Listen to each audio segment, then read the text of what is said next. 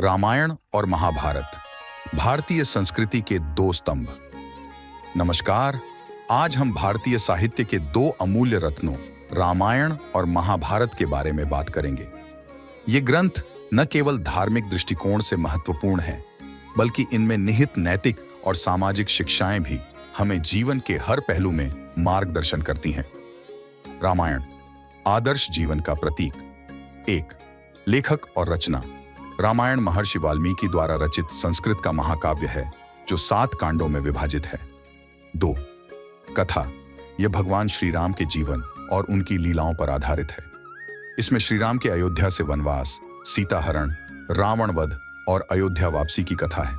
3, प्रमुख पात्र। भगवान श्री राम, माता सीता, लक्ष्मण, भरत, हनुमान और रावण प्रमुख पात्र हैं। 4, महत्व। रामायण में धर्म, कर्तव्य, त्याग, प्रेम और भक्ति की शिक्षा दी गई है। यह ग्रंथ हमें आदर्श जीवन जीने की प्रेरणा देता है। महाभारत, कर्म और नीति का ज्ञान। 1, लेखक और रचना। महाभारत महर्षि वेदव्यास द्वारा रचित संस्कृत का महाकाव्य है जो 18 पर्वों में विभाजित है। 2, कथा। यह कौरवों और पांडवों के बीच कुरुक्षेत्र में हुए महायुद्ध की कथा है। इसमें भगवान श्री कृष्ण का गीता उपदेश, भीष्म, अर्जुन, द्रौपदी और अन्य प्रमुख पात्रों की कहानियां हैं। 3, प्रमुख पात्र।